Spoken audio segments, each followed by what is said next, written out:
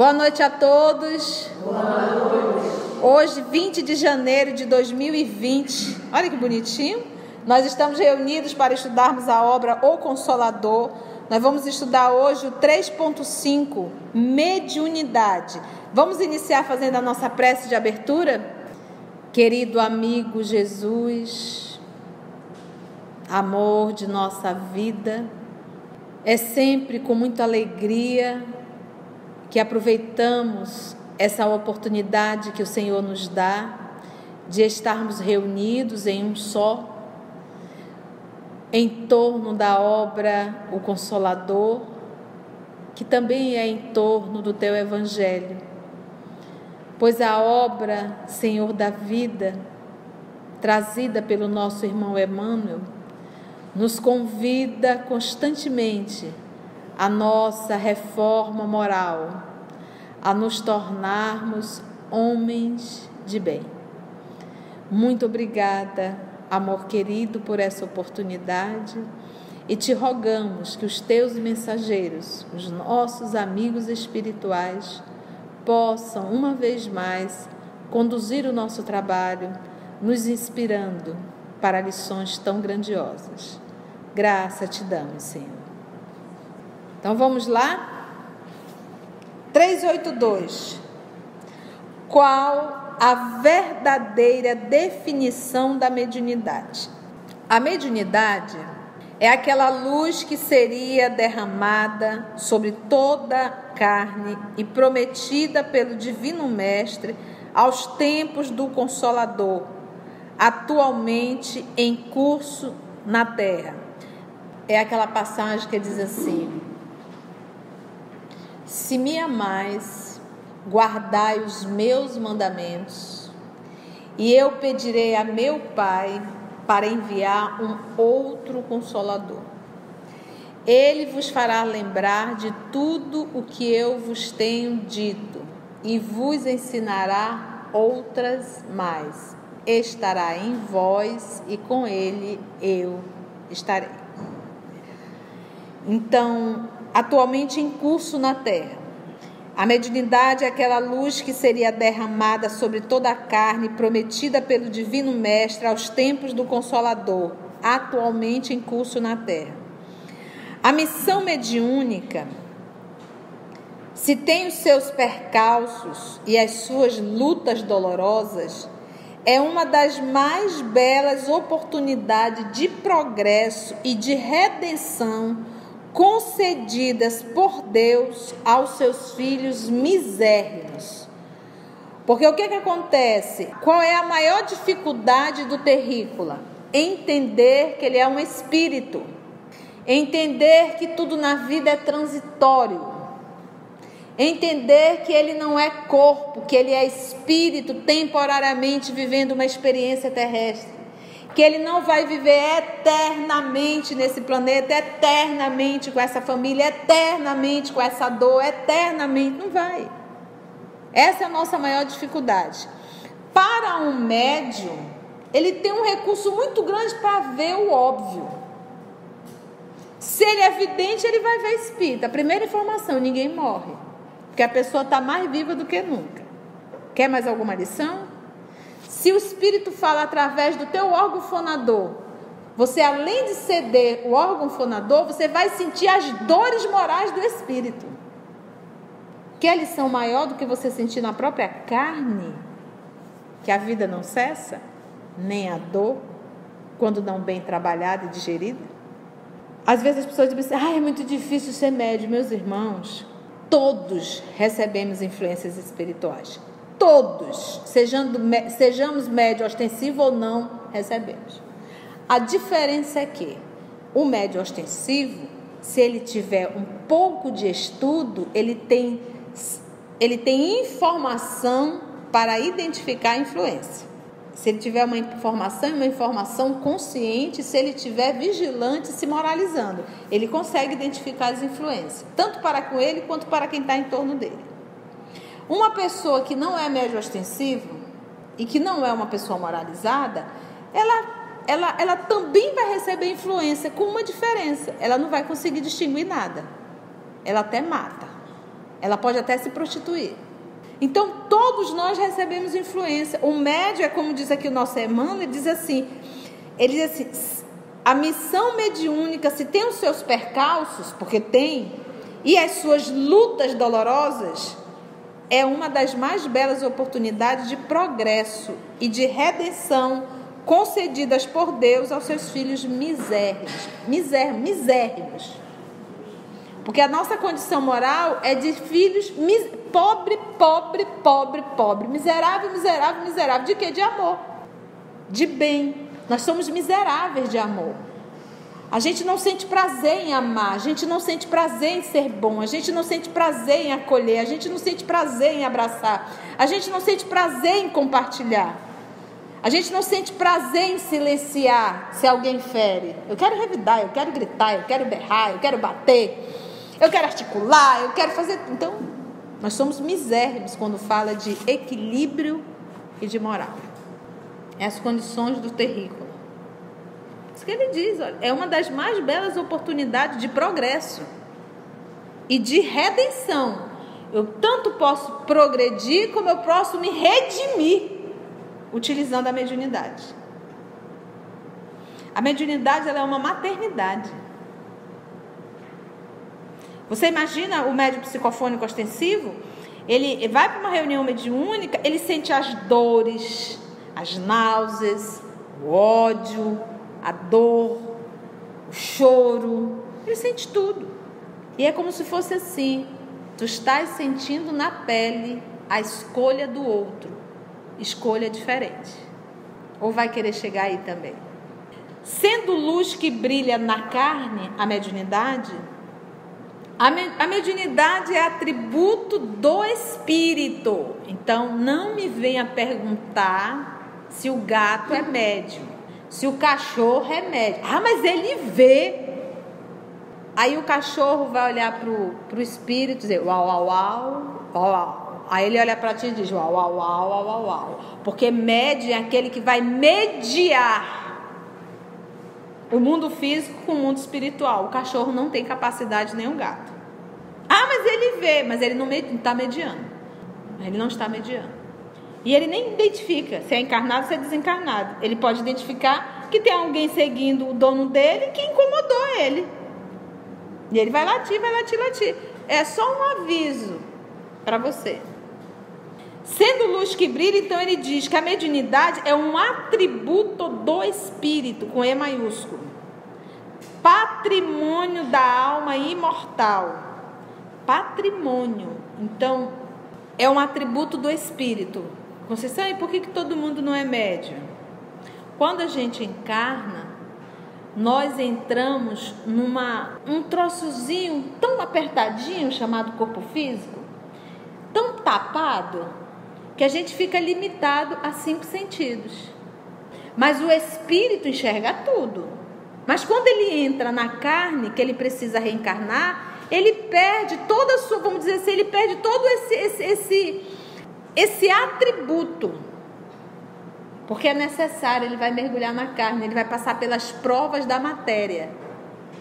Ele precisa aprender a dominar e administrar a matéria, para um dia ele ser um Cristo.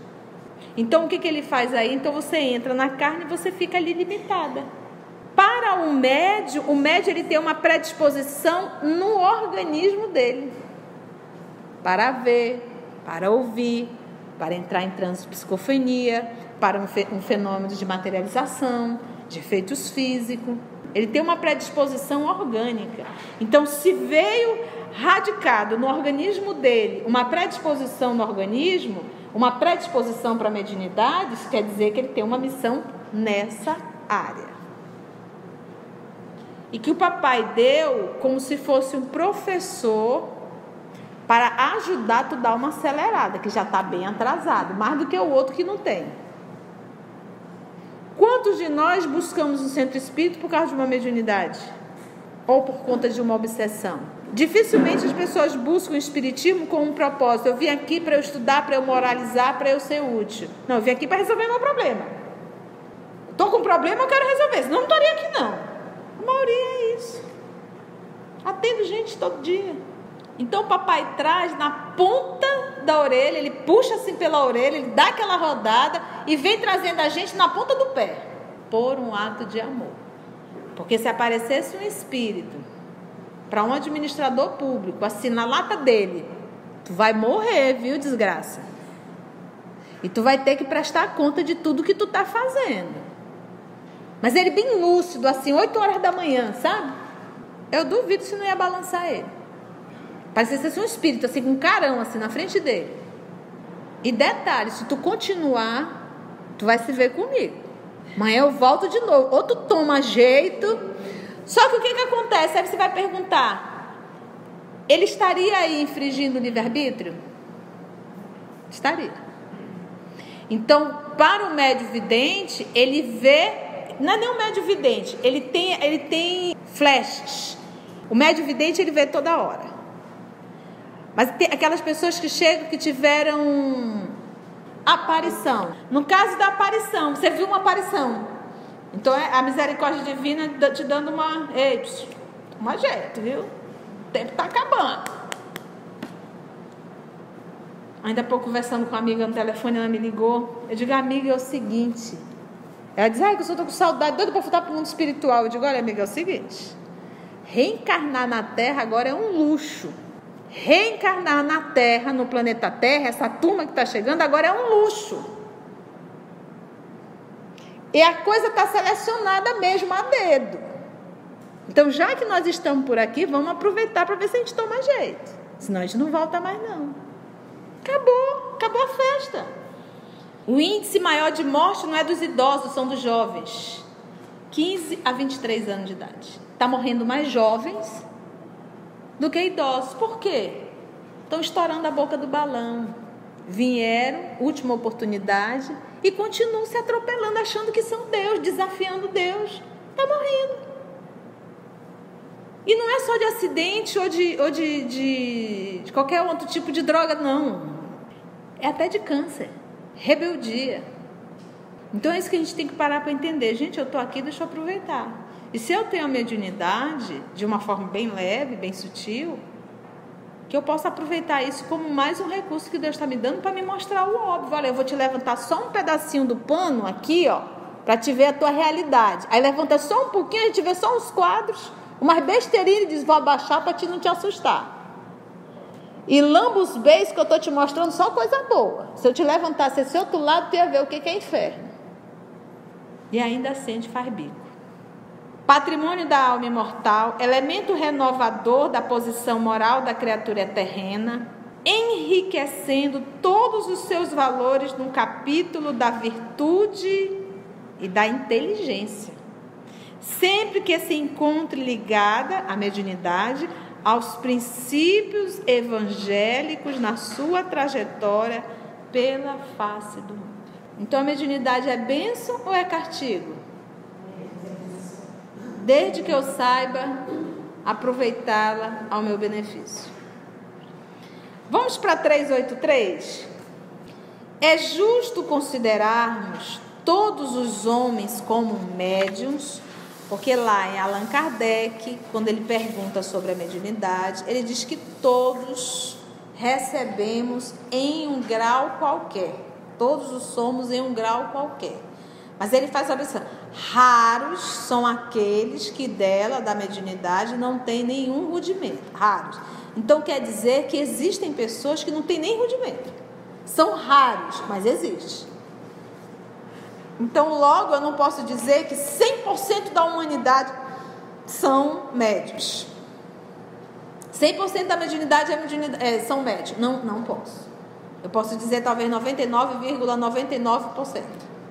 Mas existe um número muito pequeno, como ele diz, raros, são aqueles que dela não tenha nenhum rudimento. Mas existem pessoas que são totalmente tapadas para a faculdade mediúnica. Vamos ver a resposta do nosso querido Emmanuel. Todos os homens têm o seu grau de mediunidade, nas mais variadas posições evolutivas. E esse atributo do espírito representa ainda a alvorada de novas percepções para o homem do futuro. Olha lá o homem do futuro. Quando, pelo avanço da mentalidade do mundo, as criaturas humanas verão alargar-se a janela acanhada dos seus 5 sentidos.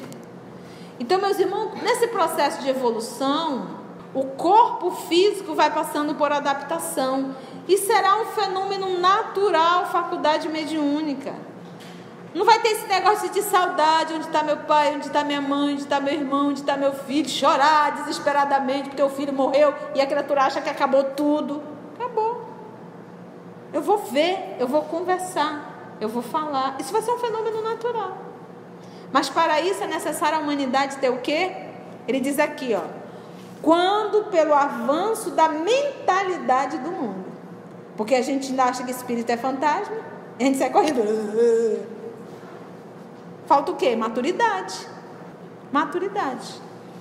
Então, imagina hoje se a gente enxergasse tudo, o povo estava tudo perturbadinho lá dentro do Eduardo Ribeiro. Porque surta, né? A pessoa não consegue entender aquilo. A hora tu não está vendo, eu não estou não, mas tu não está vendo não. Então, pronto, estou ficando doida. Então, é necessário primeiro essa maturidade. É uma maturidade moral. Que aí vai se espiritualizando. Na atualidade, porém, temos de reconhecer que no campo imenso das potencialidades psíquicas do homem, existem os médios com tarefa definida, precursores das novas aquisições humanas. Precursores. Estão iniciando, estão abrindo espaço. Imagina a gente numa reencarnação com a mediunidade de um Chico Xavier. O Chico conta, está no YouTube. Você vai ver ele falando do caso Valéria. Puxa, é gostoso ver ele contando a história. É a Hebe Camargo fazendo a entrevista com ele. Está no YouTube. Você está lá no nosso canal, aproveita e pesquisa lá Chico Xavier, o caso Valéria. E ele conta que foi encaminhada uma enfermeira para acompanhá-lo em casa, mas ele não podia receber visitas encarnadas. Então ele dizia para a enfermeira, dona Dinorá, eu acho interessante que ele lembra o nome de todo mundo, se não me falha a memória, era Dinorá. E ele disse assim, dona Dinorá, a senhora não se preocupe, se a senhora me olhar e me ver assim conversando, ela dizia, eu entendo. E, obviamente, ele disse assim, era impedido as pessoas de entrarem, mas espírito ninguém impede de entrar. E os espíritos entravam para conversar com ele. Então você imagina esse homem sentindo solidão em algum momento? Não tem. Então, é certo que essas tarefas reclamam sacrifícios e se constituem, muitas vezes, de provações ásperas. Você vê, é aquilo que nós falamos ainda há pouco, estávamos relendo o gênio, né? O gênio, ele é rotulado o quê? De louco. O Chico era rotulado de louco. Então, aí começam as provas. Para ele era muito natural ver um espírito, para outro não. Então ele era rotulado de louco, de doente. Todavia, muitas vezes de provações ásperas. Todavia, se o operário, né, o trabalhador, busca a substância evangélica para a execução de seus deveres, é ele, o trabalhador, que faz jus ao acréscimo de misericórdia prometido pelo Mestre a todos os discípulos de boa vontade. Aí ele cita outra passagem do Evangelho. Misericórdia, acréscimo de misericórdia. Porque se eu sou médio e não sou moralizado e não me esforço para ser moralizado, eu vou ser instrumento do mal. M-A-L. E vou me tornar mal. M-A-U. Um adjetivo. Porque a mediunidade, ela é neutra. É uma faculdade neutra. Quem vai dar qualidade a ela é o médium. Quanto mais moralizado, melhor as suas companhias espirituais. Vamos para 384? Dever-se-á provocar o desenvolvimento da mediunidade? Deve provocar o desenvolvimento? Porque o que acontece? O pessoal diz bem assim, a mediunidade não se desenvolve, ou você nasce ou não nasce. Respeito quem fala, mas vamos parar para pensar. O apóstolo, todos nós somos médios em um grau qualquer. Raros são aqueles que dela não tem nenhum rendimento. Não é possível que a gente vai estar no 0,000,1. Mas vamos lá. O apóstolo Paulo, quando mandou matar, ainda ele como Saulo de Tarso, no livro Paulo e Estevão, mandou matar Estevão estava sendo apedrejado. Quem estava presente no momento do apedrejamento? O Cristo. É quando Estevão vê, ele diz que é como se uma luz abrisse, ele viu Cristo. E ele, o Estevão, viu o Cristo se direcionar a Saulo e olhar para Saulo bem próximo, compadecidamente. Talvez a gente pense dizendo: meu filho, o que tu está fazendo? E aí Estevão diz assim: Senhor, não imputes a ele mais esse pecado. Estevão está dizendo assim: Senhor, perdoa ele totalmente, não por mim. Mas o que eu estou querendo falar dessa hora? Nesse momento, Jesus ao lado de Saulo, Saulo não sentiu um arrepio. Nada. Então parecia que ele fazia parte desse 0,001%. Mas se nós formos estudar a obra, à medida que o apóstolo foi surgindo, à medida que esse homem foi se moralizando e foi despertando o amor nele, ele abriu o canal da intuição, abriu o canal dos sonhos. Ele desdobrava, saía do corpo, emancipava, ia encontrar amores. Então a faculdade, ela pode sim ser desenvolvida nessa condição moralizada, porque olha só, o que me prende? A mediunidade é uma faculdade do espírito, beleza. O que me limita? O corpo físico. Uma vez que eu estou no corpo físico, mas eu vou me espiritualizando, é como se eu fosse abrindo e me libertando dessa caixa apertada, grosseira do corpo físico. Porque eu estou no corpo, mas eu não estou mais tão materializado quanto. Que eu aprendi a valorizar mais as coisas da alma. Então eu estou encarnada, mas eu estou me libertando do corpo físico e passo a ter um contato maior com a espiritualidade amiga. Eu desenvolvo a intuição. Então a pergunta que eu enxerida, já comentei, mas vamos ver o que o Emmanuel nos fala. Deve ser a provocar o desenvolvimento da mediunidade. Ninguém deverá forçar o desenvolvimento dessa ou daquela faculdade. Forçar. O apóstolo Paulo, ele forçou o desenvolvimento? Não. Qual era o foco dele? Conduta moral, evangelho, fazer o bem, fazer o amor, a caridade. O resto vai ser dado por acréscimo. Buscar primeiro as coisas de Deus, os demais será dado por acréscimo. O desenvolvimento dessa ou daquela faculdade, porque nesse terreno toda a espontaneidade é necessária. Espontaneidade, a coisa acontece na hora exata. Observando-se, contudo, a floração mediúnica espontânea nas expressões mais simples, deve-se aceitar o evento com as melhores disposições de trabalho e boa vontade, seja essa possibilidade psíquica a mais humilde de todas, seja qual for. A mediunidade não deve ser fruto de precipitação nesse ou naquele setor da atividade doutrinária, porquanto em tal assunto toda a espontaneidade é indispensável, considerando-se que as tarefas mediúnicas são dirigidas pelos mentores do plano espiritual.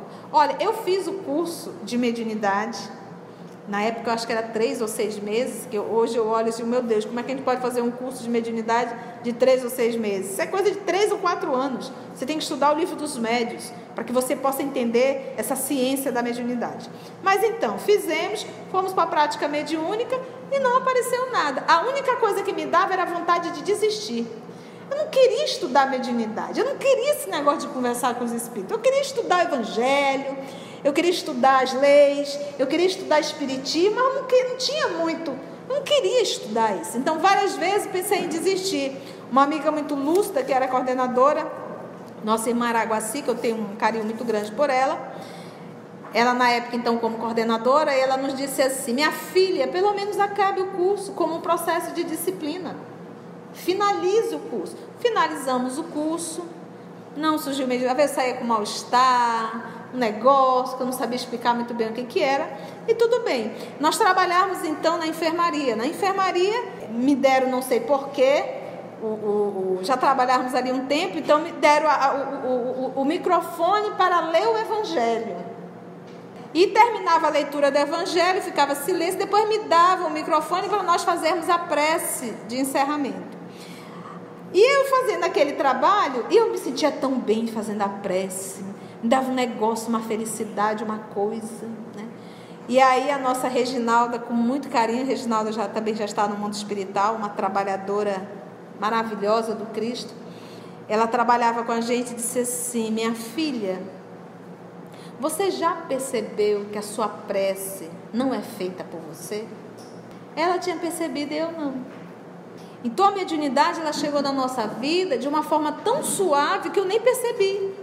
Eu estava achando que eu estava com a bola toda, mas não era eu que fazia a oração. E provocava uma vibração dentro da enfermaria incomum. Então eu achava que eu estava falando no microfone, não, eu era o microfone. E alguém falava por nós. Então você vê que a faculdade, ela não foi provocada. A faculdade, ela veio chegando de uma forma tão natural, tão gostosa, tão tranquila, e quando me vi, disse: menina, é verdade. E aí fomos começando a prestar atenção, e aí acabamos, eis que a mediunidade eclodiu. E é assim, ele dizia, é interessante, eu estou lembrando da nossa experiência na mediunidade, e é isso mesmo. A mediunidade não deve ser fruto de precipitação nesse ou naquele setor da atividade doutrinária. Não força. Deixa a coisa acontecer naturalmente. O que nós devemos nos preocuparmos incessantemente é com a nossa conduta moral. Eu ainda há pouco falando com a Letícia falando da coluna, eu digo, a minha coluna cervical, o Paulo falava do espinho na carne. E eu digo que a minha coluna é o espinho na carne. Foi a coluna que mais me ensinou a controlar o meu ânimo, a minha emoção, a minha forma de ser. Então, eu aprendi, na empresa principalmente, que a gente acabava coordenando pessoas, eu aprendi a falar: oi, diga, minha filha, o que a gente pode ser útil? Assim. Porque se eu alterasse o tom da voz, se eu só desse uma engelhada aqui na sobrancelha, a minha coluna, ela pensava, eu dava era impressionante. Então eu tive que, e foi muito gostoso, porque foram quase, acho que uns 3 anos, e até hoje, se eu sair do eixo, ela me cutuca, porque o sistema nervoso central, a coluna é o eixo de tudo. Então a gente tem que aprender que a dor é uma bênção que Deus envia ao eleito. A dor, ela está te dizendo assim: olha, muda, eu estou te avisando. E eu senti isso na carne, senti e sinto. Então eu tive que me evangelizar, e o recurso que a misericórdia divina utilizou foi a inflamação do nervo ciático. E era muita dor.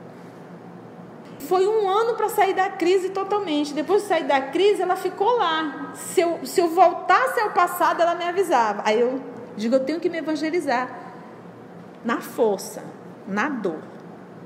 E aí eu comecei a gostar de ser mais doce, mais meiga, menos contundente, menos exigente, menos antipática. E a gente foi trabalhando, e pronto. E continuo nesse movimento. Então, se eu lavar 10 mil copos e colocar mais um, eu vou lá e lavo, cantando. Ainda ponho o YouTube, o nosso canal, vou ouvir o nosso estudo e lavo tudo de novo. Se tiver 10 mil pessoas dentro de casa e só um for para a cozinha, eu vou e vou cantando. E deixando todo mundo, o almoço está pronto, e deixa que eu lavo a louça. Minha saúde. Eu não sou palmatória do mundo, eu não vou mudar ninguém. E cada dia eu entendo que cada um responde por si. Você educa criança, adulto não. Recentemente uma pessoa querida minha me ligou, o esposo passou por uma cirurgia e tem que emagrecer. E a médica amiga minha disse, Constância, ele tem que emagrecer. Fez a cirurgia, mas ele vai ter que emagrecer. Aí a Mana ligou e disse assim: Mana, minha irmã, eu estou tendo brigas homéricas, porque ele diz assim: tu quer mandar agora até no que eu como? É de maior? É de maior. Então realmente respeite o livre-arbítrio dele. E ele vai ter que arcar com as consequências. Tá aí, 220 quilos. Tá para morrer. Vai desencarnar. O corpo não suporta. Nenhum médico tem coragem de mexer, a bomba vai estourar. Então, cada um responde por si. E é isso que a gente tem que entender. A gente fala, a gente orienta. Não quer? Não quer. Ainda não é a hora dele, porque ele ainda não soube fazer a hora. Então, espera. Então, isso é assim para tudo. Eu vou responder por mim, Letícia vai responder por ela, Nisa vai responder por ela. Cada um responde por si. Eu vou responder pelo que eu fiz com os meus filhos de menor. Mas de maior? De maior eu já estou respondendo. Se eu não soube educar, eu já estou sofrendo as consequências. Porque eu tenho um péssimo filho, uma péssima filha. Eu como mãe e pai, já estou penando, estou pagando tudo. Aquela correção que eu deveria ter feito lá atrás, hoje eu estou sofrendo as consequências. Beleza. Mas o que ele está fazendo, ou ela está fazendo, de maior, é ela que vai ter que responder. É ele, filho, que vai ter que responder.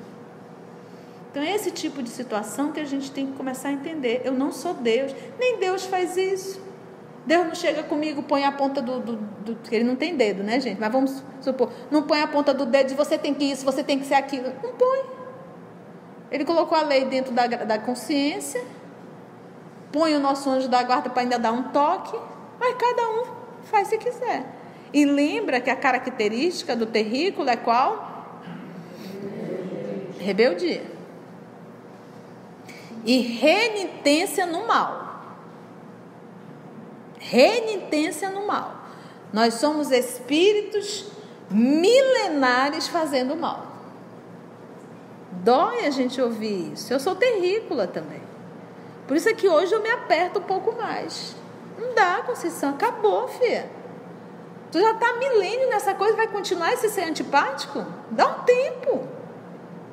Cola um pouco em Jesus e tenta refletir o melhor. A gente só tem que entender que uma coisa é ser boa, outra coisa é ser lesa. Uma coisa é amor, outra coisa é bajulação. Então a gente sai do extremo para o outro, está errado. Não, o amor é o caminho do meio. O amor, ele diz: ei, está doendo, sem ódio. E o amor diz: eu respeito a tua escolha, mas eu não vou deixar você me destruir. E o que você vai fazer? Você vai matar o outro? Não, você vai se distanciar, sem ódio no coração. E se a pessoa te ligar pedindo ajuda, ajuda. Ela lá e você aqui. É simples, gente. Não é difícil, não. Então, a próxima semana nós vamos para 385. Então, nós agradecemos ao nosso Senhor Jesus, aos nossos amigos espirituais e até o nosso próximo encontro, se Deus nos permitir.